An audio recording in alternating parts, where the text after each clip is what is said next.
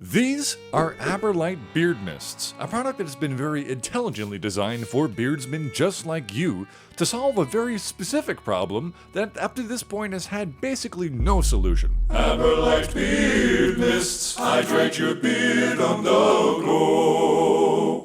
Hello everyone, this is Kaz Veselka, your Aberlite beard expert. Today we're going to be talking about what these beard mists are, why they've been formulated with the very specific and intentional ingredients that they possess, and why they solve problems way beyond just mere convenience. These mists initially come in these little boxes, as you can see, in 4 different scent profiles. I'll put all the scent profiles at the bottom of the screen right now, and towards the end of the video I'll talk more about what my favorite scent profile is, but to get straight to the point, this product is not a replacement for post-shower beard oil, but rather it's a means by which one can leave all beard hydration products back at home that are often clunky and messy to transport, and instead let these easy-to-transport spray bottles fill in the midday hydration gaps at the office, at the gym, during the dry seasons, or working outside. There's so many different applications. Now, some of you might be perfectly okay with lugging around beard oil, butter, or balm to wherever you need to go. You grab something like this Aberlite toiletry bag,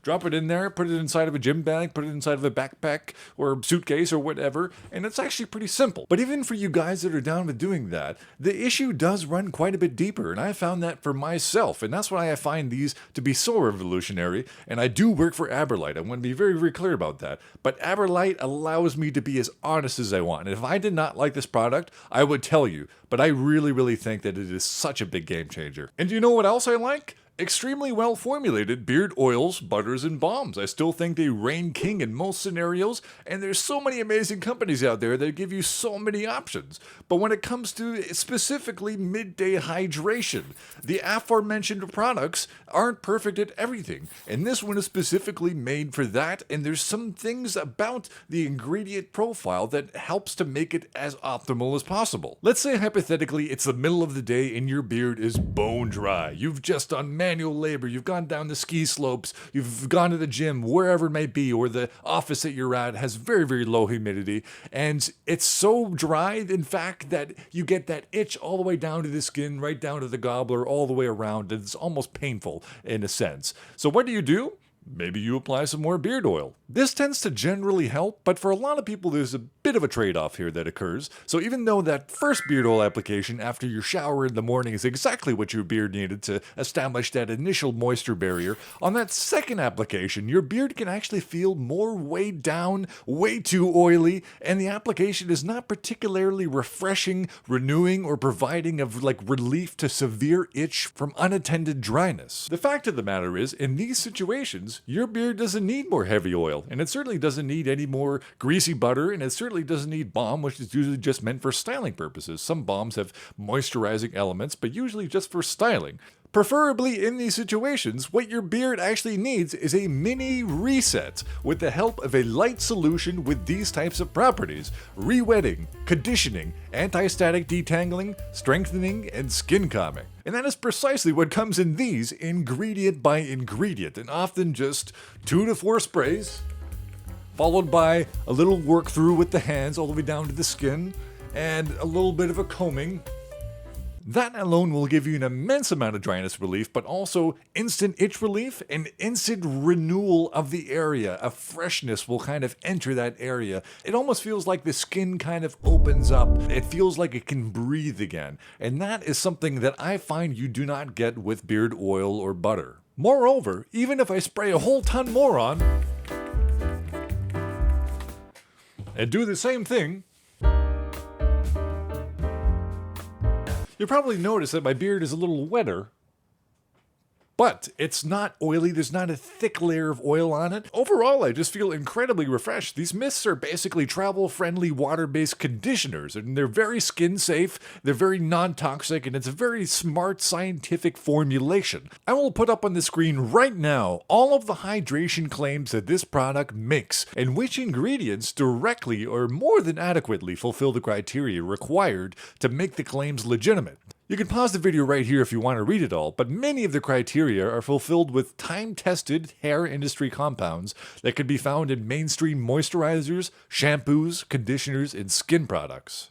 And now I'm going to get into more of my personal opinions on this product. And once again, Aberlite has given me the green light. Honesty is paramount with them, which is so lovely. So I would say there are 3 main strengths to this product and 3 main weaknesses that I can highlight that would be very useful to you guys. First off, if you want to see some other very qualified opinions from 2 other reviewers, there's a review from BeardTube and Dancy Bearded that I'm going to link down in the description. They both released amazing reviews, and each of them have probably experience with thousands of different beard products, more than me for sure, so check those out. So 3 strengths and 3 weaknesses of Aberlite Beard Mists when compared specifically to Midday beard oil application. So first strength being the convenience element actually played a much larger role than I thought was going to be the case. The amount of space, weight, and hassle that has been reduced in my Midday beard refreshment has been largely reduced, and has to be one of the biggest pluses.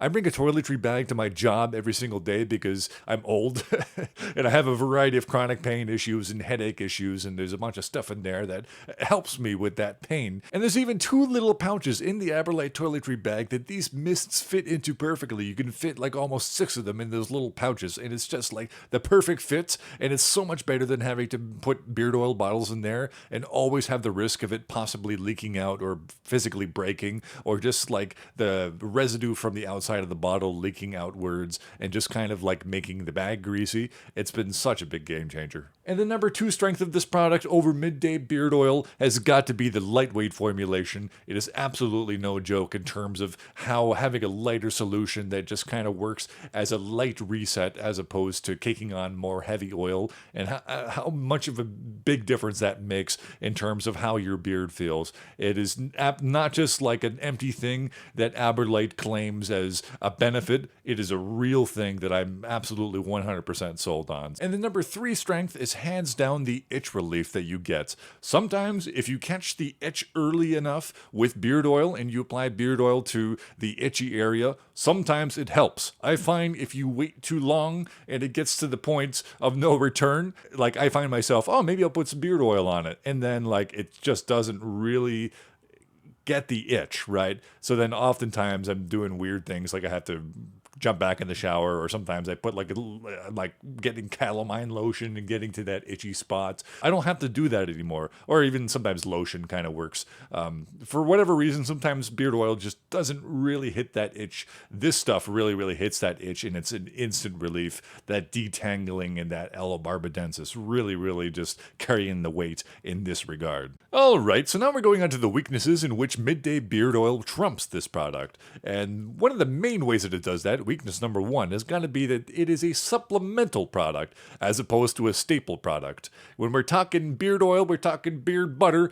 Those are staple products that you can really bet on to very reliably give you a permeated moisture barrier that will protect your hair from heat, the elements, and a variety of things. Whereas this is a supplemental thing that you use as a crutch in moments in which you need it. For example, BeardTube, in his review, he used basically only this product every single day in replacement of beard oil, and he was like, yeah, it worked just fine, but it's not as good. And yeah, just logically speaking, I think that's absolutely 100% sound. You know, there is castor oil in this, but the amount of oil is significantly reduced when it comes to actual beard oil or butter. And what you need is something that actually mimics the sebum that your skin naturally creates. And this is just not going to be enough on its own. And over time, especially if you use it in conjunction with heat, I don't recommend it. I don't recommend that you use this product with heat. Don't use it before heat, and don't use it for at least an hour after heat, I would say.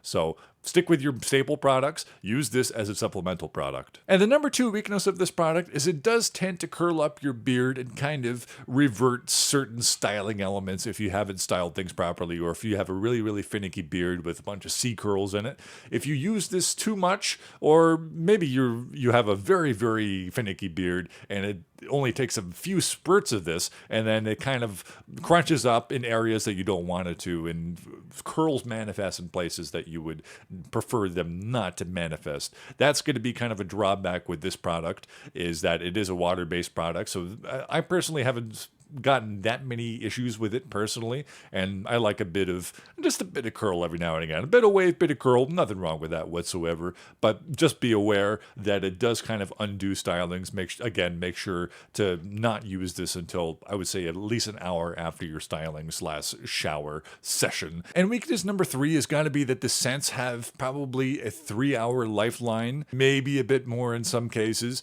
but you're usually not going to be able to smell that much after the 3 to 4 hour mark. Personally, what I've experienced, like especially a perfumey or tobacco type of beard oil, I mean, you're smelling that for, I mean, sometimes 9 hours after application, depending.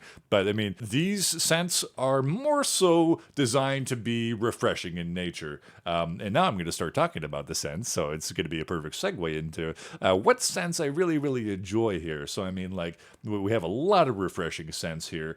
This one is Mountain Breeze. This one, hands down, is my favorite. Oh yeah. When I first got all these scents, I think my favorite was initially this Rustic Charm. I really, really love this robust leather and cedar fusion.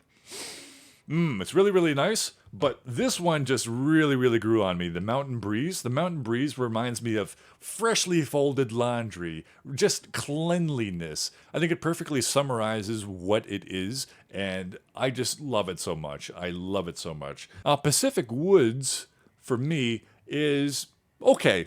You know, like, it's definitely my least favorite, and I can't really give you an opinion on Pure Essence, because ultimately it is still refreshing. It's the same product, so it's good, but it is fragrance free, so you don't really get anything off of it. So my hierarchy certainly looks like this: Mountain Breeze at the top, and then Rustic Charm second, and then Pacific Woods 3. Pacific Woods is okay. It's warm, exotic sandalwood paired with rich amber.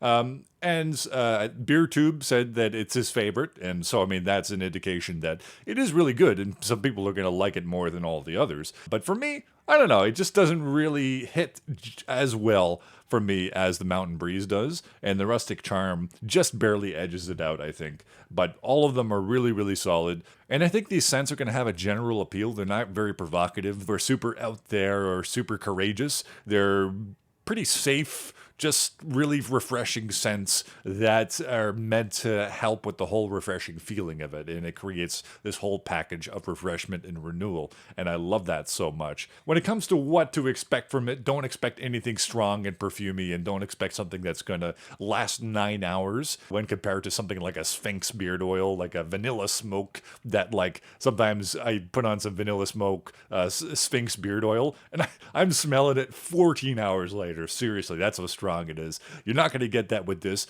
but these are amazing. I really, really enjoy them. So we over at Aberlite would love to hear what your experience is with Aberlite Beard Mists. Put your opinions on it down in the comment section and make it a little bit of an informative forum of how to go about picking your favorite scents and what scenarios you can use these in, and what certain scenarios you have used them in to make your midday beard hydration easier. Because you guys are going to have experiences that I haven't had. You guys are going to have ideas that I haven't had, and I'm really, really looking forward to having that conversation down in the comment section. So thank you so much, guys. This has been Kaz Veselka with Aberlite.